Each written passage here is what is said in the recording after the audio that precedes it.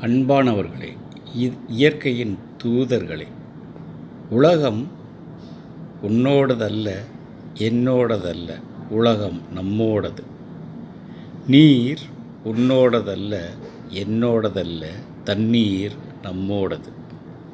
நிலம் உன்னோடதல்ல, என்னோடதல்ல, நன்னிலம் நம்மோடது.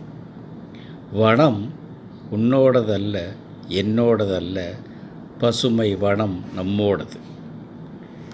நீரை பாழாக்காதே, நீரை பழுதாக்காதே, நிலத்தை வீணாக்காதே, நிலத்தை கேடாக்காதே, வனத்தை சிதைக்காதே, வனத்தை அழிக்காதே.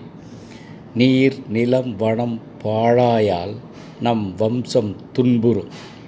நீர் நிலம் வனம் கேடாயால் நம் இனம் நோயுறும்.